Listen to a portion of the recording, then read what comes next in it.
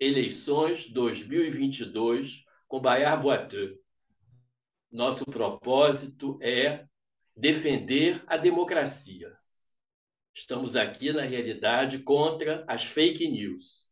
Entendemos que a urna eletrônica é segura e que ela é capaz de dar resultados no mesmo dia. Hoje, nossa convidada especial é Andréia Lúcia Löfgren. Ela é carioca, advogada por formação e é uma mulher dos eventos. Ela, na realidade, começou desde cedo se dedicando a eventos. Lá em Londres, não é? Tudo começou lá em Londres e depois ela veio aqui para o Rio de Janeiro e conseguiu, sem dúvida alguma, se fixar dentro de uma ideia de economia criativa também, como uma profissional de gestão, de administração dos eventos. Que prazer tê-la hoje conosco, Andréia. Ai, Eu queria Baiara, começar, o prazer é todo eu meu. queria começar lhe perguntando o que lhe fez se candidatar a deputada federal pelo Avante.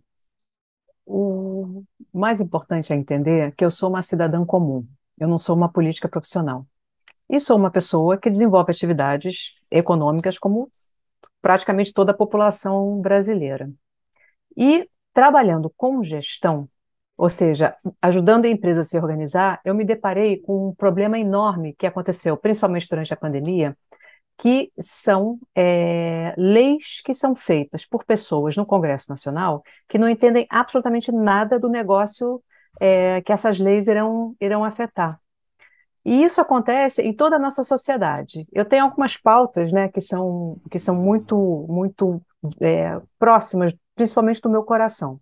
A primeira, obviamente, é o empreendedorismo feminino e as mulheres. As leis do Congresso Nacional, elas são feitas por pessoas, por homens, que não entendem absolutamente nada da dinâmica da mulher no ambiente de trabalho ou da mulher em casa. Então, por exemplo, houve uma lei, uma mudança de uma lei agora para permitir que você fizesse ligatura de trompas mais cedo sem a permissão do marido. Estamos em 2022 e só agora é que a mulher ela pode optar por fazer uma ligadura de trompas sem a permissão do marido. Então, quando você faz leis dessa forma, você cria injustiças muito grandes. E foi o que eu senti na pele, né, com o trabalho que eu fiz durante a pandemia, tanto na minha empresa como em associações de classe, né, que eu me envolvi em associações de classe do setor de eventos, que as leis que eram feitas em Brasília não se adequavam ao nosso mercado. E aí, o que eu achei? Eu trabalho com gestão há mais de 20 anos. Eu sou especialista em processos organizacionais, ou seja, o meu trabalho é organizar a casa. E eu achei que essas competências elas seriam úteis para o legislativo. Então, de uma forma, eu cansei um pouquinho de estar à mercê de leis inadequadas, mas também achei que seria a hora de dedicar um pouquinho da minha competência ao serviço público. E por isso que eu resolvi entrar nesse projeto, né, digamos assim, que chegar até o Legislativo Federal para ajudar a fazer leis melhores. Andréia, me diz uma coisa. Você é uma profissional de eventos também. O que os eventos, que significado os eventos têm no seu dia a dia? Olha, tudo o que a gente faz, de uma certa maneira, se caracteriza como um evento. Um evento, ele não é só um show de música, não é só um congresso, digamos assim. Ele é qualquer evento, qualquer conglomerado de pessoas que se reúnem por um determinado fim. E isso é uma coisa importante de você entender, porque existe toda uma cadeia de produção dessa atividade que ocorre sem que nós saibamos, né, no nosso dia a dia. Então, por exemplo, o lançamento de um produto novo no Hortifruti. O lançamento de um produto novo no Hortifruti é um evento, porque você tem que ter o produto, você tem que ter a pessoa que está lá cortando a refeição para distribuir para os outros, você tem que ter um panfleto novo mostrando o que é o novo produto. Então, é um exemplo pequenininho do corriqueiro do nosso dia a dia, mas que se caracteriza como um evento. E isso é que me fascina de trabalhar nessa área, é que você, para fazer algo desse tipo acontecer, você tem uma conjunção de profissionais que trabalham juntos e que, portanto, conseguem fazer uma experiência muito simples, né? Que é você testar um produto novo no hortifruti, uma coisa muito prazerosa.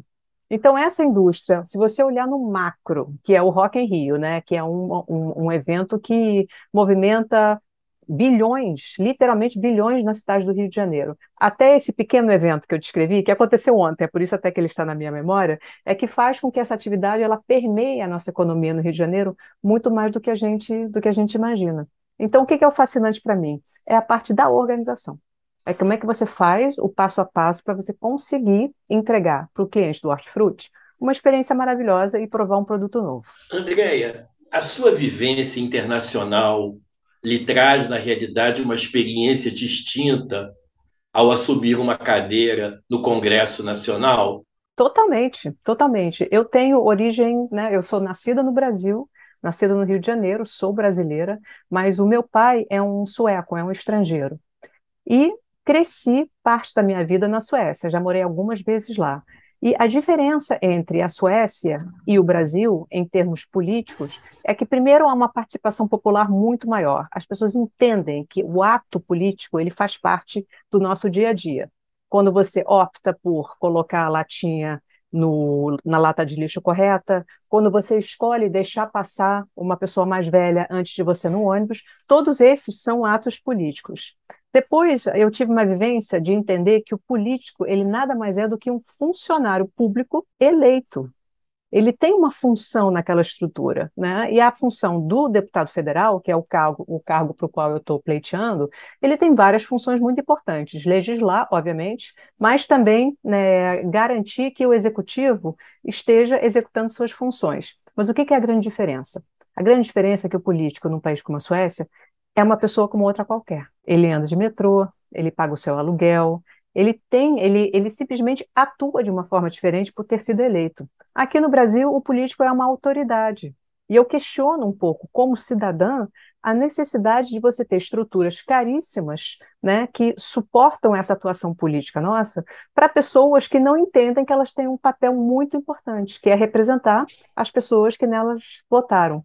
Então, a minha visão da atuação política, ela está muito mais próxima do que a Suécia, de que você tem que atuar como se você fosse um empregado do povo que te elege, e não uma autoridade que acha que pode fazer o que quiser com dinheiro público, que é uma coisa que eu questiono muito. Isso é muito interessante, não é, Andréia? Porque você vê assim nos países nórdicos, em alguns países europeus também, em que o político ele tem uma profissão. Ele é médico, ele é engenheiro, ele trabalha e ele se ocupa também da política, não é? A mesma coisa, inclusive, com alguns prefeitos. A pessoa é prefeita, mas ela tem também a sua profissão. Isso é muito interessante para que os políticos brasileiros vislumbrem um outro status quo da política, efetivamente, e do esforço de alguém que está lá por uma escolha, não por um salário, não pelo Fundo Nacional, que eu acho que é o seu caso. Você escolheu estar lá, porque você é uma profissional bem-sucedida. Então, Sim, é uma escolha sua, sem dúvida alguma, de querer estar em Brasília e lutar em prol das mulheres também. das Pode me falar um mulheres. pouquinho? Você é uma mulher, mas eu acho que você vai lutar em prol das mulheres, não? Não, tem certas pautas que eu acho que qualquer político precisa se preocupar. A primeira, obviamente, é a educação, né? Porque a educação é a base de tudo. E parece um clichê, porque todo político fala isso, mas eu tive uma experiência em casa onde eu vi a diferença que faz você dar as condições para uma criança florescer, que é isso que o nosso sistema, infelizmente, não faz, né? E eu acho que isso é muito importante, que é uma diferença crucial. Eu fiquei muito, muito impressionada. Eu fui visitar uma instituição na favela da Maré, né, que você, é, Baiar conhece muito bem. E nessa visita eu fiquei sabendo que as escolas públicas no Brasil, né, algumas ao menos, não têm professor de informática. Como é que você quer que uma criança se insira no ambiente de trabalho, se insira num curso universitário, se ela sequer aprende a usar as ferramentas que ela vai precisar para ter sucesso nesses níveis? Então, isso é uma coisa que eu, francamente, não entendo. Outra pauta fundamental obviamente, a saúde. Por quê? Porque eu tive a experiência de morar num país onde a saúde ela é feita de uma tal forma que todo mundo tem acesso. Se você mora na Suécia, por exemplo, você não usa um plano de saúde se você tiver um pouco mais de dinheiro. Você usa o sistema público. Por quê? Porque o sistema público ele te dá uma saúde de qualidade. E ele faz certas coisas que nós não fazemos. Por exemplo, existe a possibilidade de você fazer exames dentários todo ano. Qual é o objetivo do exame? É verificar se existe algum problema. Então, você tem toda uma saúde preventiva que evite que você chegue naquele ponto, né, da crise, que é uma coisa que custa muito caro no sistema de saúde. Então, nós fizemos opções aqui como país que são opções, na minha opinião, questionáveis. E a pior opção que foi feita foi dar ênfase ao privado e não ao público, porque o público ele tira do setor privado um peso de você ter que prover algo que deveria ser, né, que faz parte dos nossos impostos. Para as mulheres, que pautas você pretende levar para as mulheres? Olha, eu tenho a minha pauta, primeiro porque eu sou empreendedora mulher, de facilitar o acesso a recursos para mulheres que empreendem. Por que isso é uma questão muito importante? O empreendedorismo feminino é um empreendedorismo de necessidade, não é um empreendedorismo de oportunidade. O que quer dizer isso? Quer dizer que muitas mulheres precisam empreender para conseguir ter um mínimo de renda para sustentar suas famílias, para conseguir sair de relacionamentos abusivos. Então, se você tem uma grande maioria das mulheres que trabalham, né, fazendo isso através do empreendedorismo, você tem que criar condições para que elas possam florescer. E o que é importante? Você tem um acesso a um crédito. Existe, infelizmente, um preconceito muito grande para obter crédito se você for mulher. Se você for negro também, tá? Eu vou só introduzir essa questão que é muito complicado. Mas se você for uma minoria, e é muito interessante a gente usar a palavra minoria para mulher, porque nós somos a maioria do país, é muito mais complicado você obter crédito. Outra coisa que é muito importante é acesso à qualificação. Muitas mulheres começam costurando em casa, por exemplo, né? Aconteceu durante a pandemia. Você começa a costurar máscara, aquilo dá certo. Mas ela não tem acesso à capacitação em gestão. E por que isso é importante? Porque quando você começa um pequeno negócio, você tem que construí-lo em cima de bases sólidas. Então, essas são as duas maiores pautas em termos de empreendedorismo feminino. Tem outra pauta que eu acho muito interessante, que eu não vi ninguém abordar, então é por isso que eu estou tomando ela para mim, é como é que você qualifica mulheres que estão no sistema prisional. Porque em algum momento essas mulheres elas pagaram, né, pelo seu crime e elas vão precisar ser reinseridas no sistema. O apoio para isso é zero. Tanto é que o percentual de reincidência é muito grande para mulheres que saem do sistema prisional. Se a gente conseguir dar um arcabouço, né, um apoio, possibilidade de crédito, possibilidade de microcrédito, capacitação, para que essas pessoas consigam sair da pobreza, essa é uma pauta que eu defendo. Eu acho que você vai levar a Brasília uma outra ideia, de uma outra política que talvez vá andar de metrô, que talvez vá chegar lá na realidade lutando no dia a dia, mostrando uma força diferente. E eu fiquei muito feliz em lhe conhecer hoje. Eu, na Foi um realidade, prazer. já havia conversado com você em outras oportunidades, mas não Sim. conhecia, na realidade, o seu modo de pensar.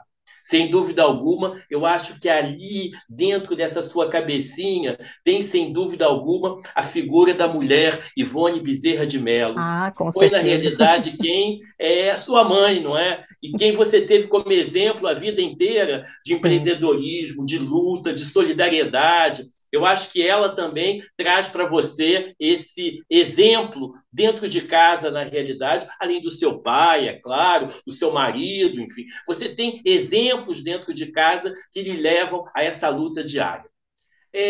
Andréia, nessa segunda parte agora, nós trouxemos algumas perguntas para Ah, você. ótimo. Então, algumas pessoas, na realidade, vão lhe fazer algumas perguntas. Perfeitamente. Andréia, a primeira pergunta vem da primeira bailarina do Teatro Ah, Municipal, Ana Botafogo.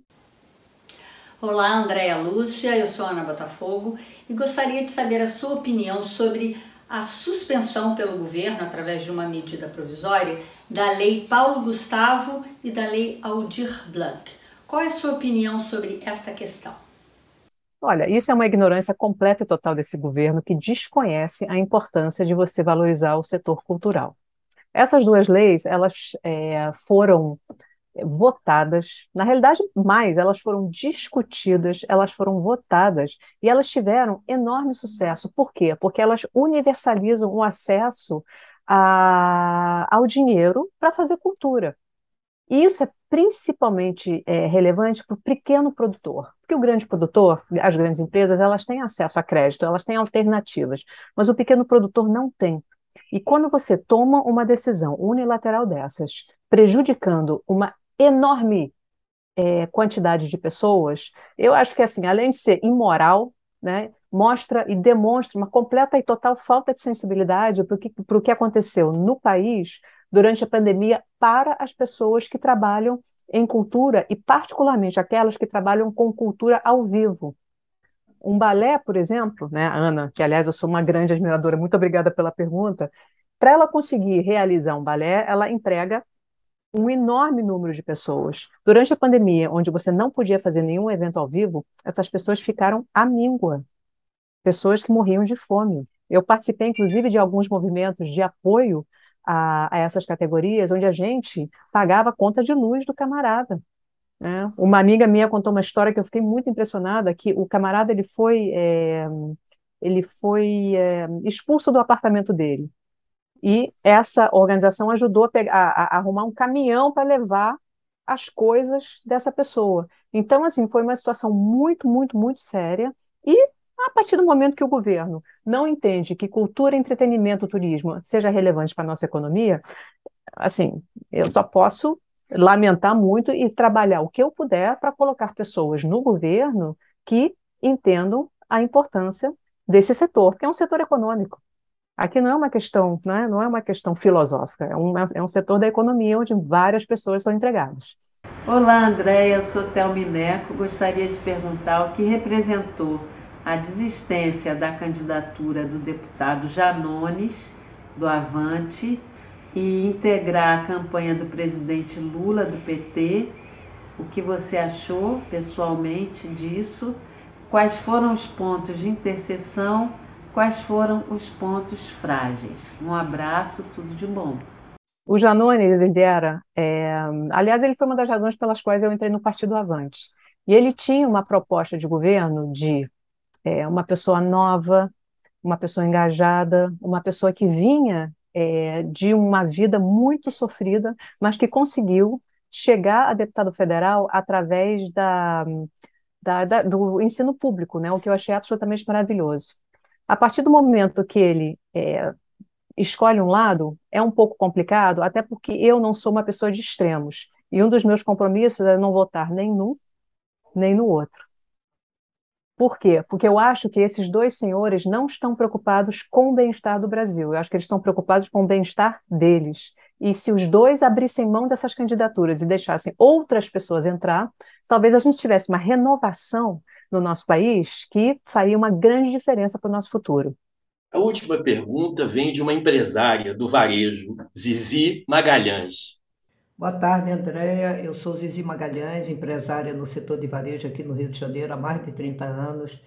Então, vamos lá. Segundo o IBGE, mais da metade da população brasileira é feminina.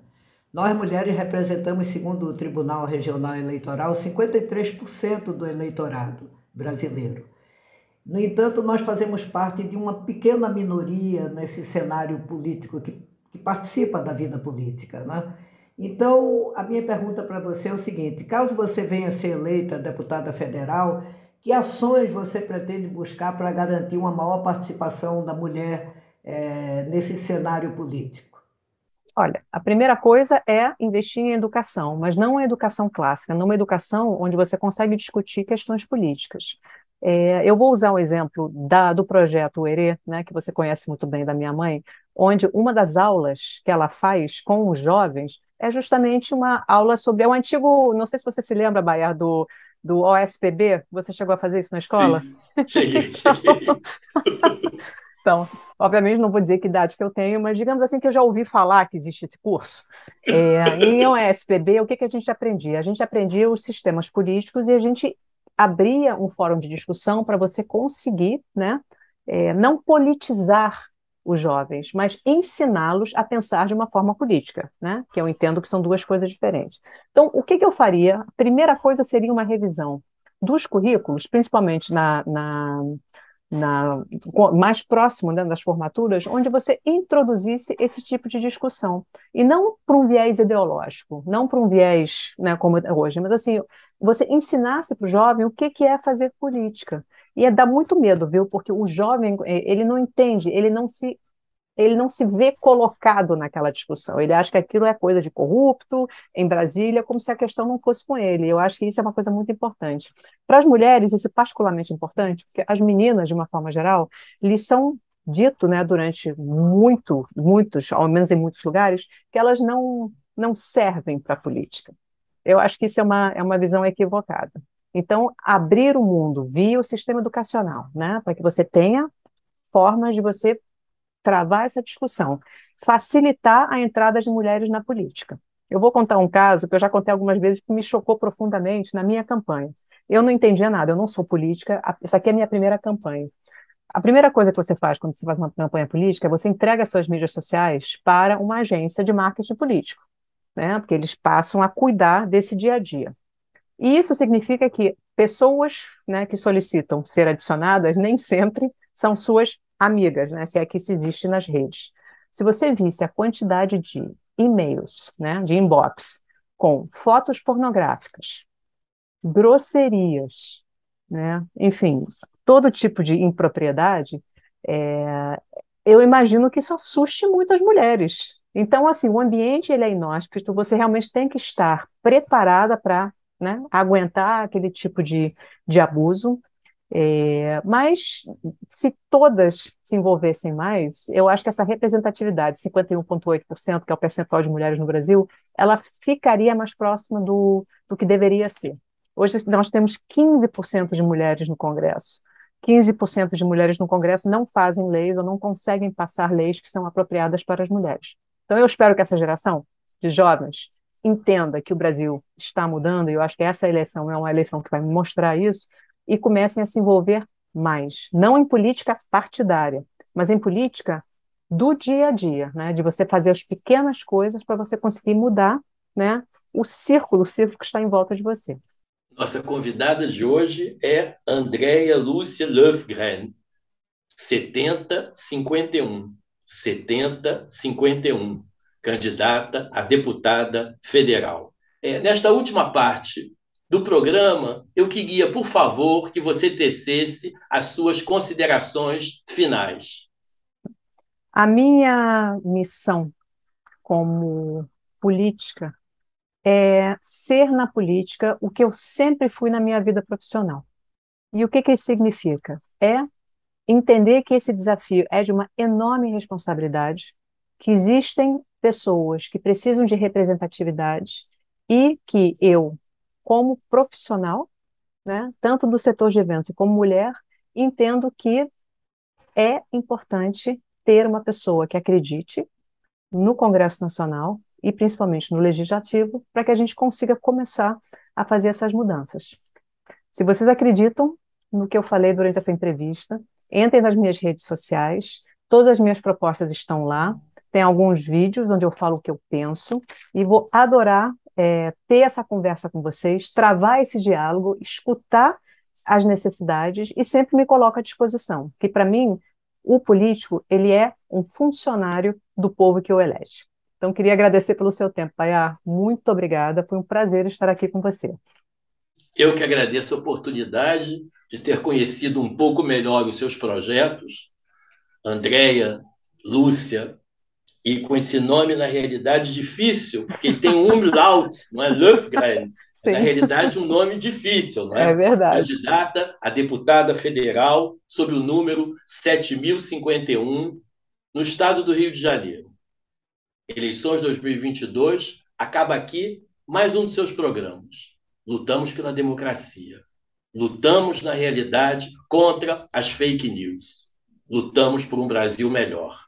Acreditamos que o novo Congresso, sem dúvida alguma, traduzirá uma pluralidade que nós esperamos seja a marca do nosso país. Muito obrigado e até o próximo programa.